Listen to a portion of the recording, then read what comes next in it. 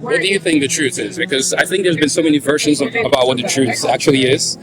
To some people, the truth is, self-righteousness, or the truth could be like, when they think about what could happen, life after life on Earth, like what happens next, where do people go from there? And some people think the truth just doesn't exist because there's been no proof of it. We believe there are three persons in one God, and we believe that there's a hell, there's a heaven, and there's an earth, and there's also a purgatory where people go when your faith cannot be decided, right? So the question now is, how do you get people to understand what the truth actually is? Because you have so many people having so many different, ideas of what the truth is. The way Islam or Muslims look at the truth is we reflect upon the universe. The universe, the star system, the solar system, the moon, the sun, the galaxies. And when you look at all this, and this is the thought process that I went to 15 years ago, 20 years ago. Because I was born in a Muslim family. If somebody asked me why you're Muslim, I would say because my parents are Muslim. Which I think is a very weak way of looking at life. Yeah, exactly. You can't prove that, right? Yeah. So now I have that intellectual conviction, bro. I believe in God, and you mentioned hellfire and heaven. I believe in these two, just like I believe you're wearing a black shirt, this mic, these sweets. Got it. That's how much conviction I have. Got it. Now, that's based upon what? That there has to be a creator, man.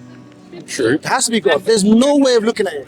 How can you explain this universe? I just had a chat with the ladies now, and I said there's only two chases. If you look at the star system, either everything was caused by random chance, just happened, random chance, or as in Bertrand Russell, as a philosopher, he said, brute fact, it just is. Yeah. So either you believe it just is, or random chance, or this is a design, there's a uniformity, and where there's uniformity, there's order, there's a designer.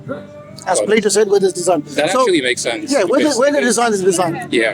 That gives you a conviction there has to be a creator, right? And there's other arguments. For example, there's the argument from dependence, contingency, right? That everything needs an explanation. Everything is dependent on something, but then it has to stop. Because God is independent. Everything depends on Him. He does not depend on anything. Which I very subtly coming to your point about the triune creator. Right. Can you prove that? Logically, if you know, I'm asking with respect.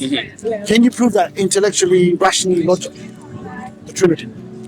I can't prove it, and that's the struggle because Fair enough. I like your honesty. I respect that. Yeah, there is. Yeah, it's that's subjective. really good. Like even when you speak to like the religious leaders, they try to tell you a quote from the Bible. I think James White proves the Holy Trinity. What it only proves is that there is life beyond death. Like when you die, there is life after that. So that's what they try to tell you, and all of that still leads back to the Bible. But the Bible is just a book, the same way the Quran was, right? But the same way, you were told that the Quran was written by the Prophet Muhammad. No, is that true? It wasn't. Okay. It wasn't authored by any human being. Okay. So how did the Quran come about to be? It was revealed from Creator, human being, by the But angels. is there proof of that? The proof is there's many proofs. Okay. One, but before I come to proof, I first want to acknowledge the fact that you said about Trinity. I really respect that because most Christians try. Yeah, I can prove it, and then they just go to the Bible. I'm saying logically, philosophically. Before I come to Quran, I just want to say this, and this is something you can do in your own time for process. Yeah, you can either believe triangle, they co-equal, coexist. Yeah, the Father, the Son, the Holy Spirit. That's one concept of God. The other side, there's a principle, and this is education. I learned from you, you learn from me. It's called Occam's razor. Okay. The principle of Occam's is a philosophical principle. Right. It's actually a Franciscan friar, 14th century. He came up with this. It's actually a Christian. Right. He said Occam's razor is the simplest explanation is the best explanation for anything.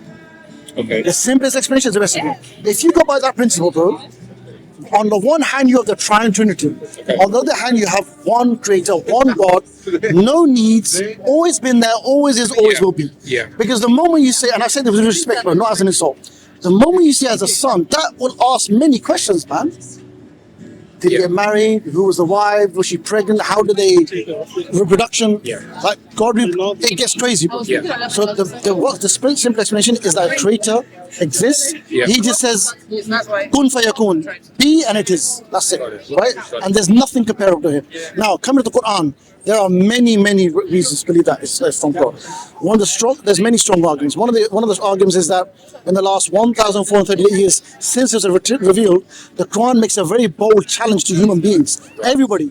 This is God speaking in the Quran, right? And we had a copy Arabic grammar is gone. You get one. If you believe this is from other than God, then produce something like it Okay.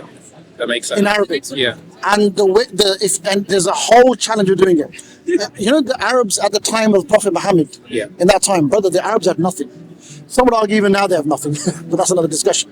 Bro, they had nothing. Yeah. No, the Romans had set up the civilization. The Persians said that they were the big superpower. This is 7th century AD. Yeah, I remember But this. the Arabs had nothing. All they had, there are two things to be boasted about. They had poetry and the Arabic language. Got it. Every language, brother Patrick, has its decline and its rise. Right? English, Chaucer, Shakespeare, 15th century maybe. Yeah. Now, well, I'm from London. You go to East London, Okay. you see what's happening in English language. What, mate? Bottle of water, you know all that, yeah? Yeah. So Arabic as well, it's not the same as it used to be. It's not pure. Okay. It has a decline. But at that time it was purest. Now the people at that time, God spoke to them. If you believe this is other from God, Yeah. prove something like, bring a chapter like it in Arabic. Remember, these are the best poets. You know, they would only celebrate a birth of a son or a poet at that time. Right. That's how much they enjoyed poetry. But they couldn't do it, bro. They couldn't do it, and no one's ever done it in the last 14 years. That's why we believe that this is from God. There's predictions in there about the Romans beating the Persians. There's predictions that's come true. When you read the Quran, even in English, even if you read it in English, obviously we all try and start reading Arabic. We usually the purest. When you read it in English, even that leaflet we gave you, that flyer, look at that verse there, brother. Those who have faith and whose hearts find peace in the remembrance of God, truly it is in the remembrance of God that hearts find peace.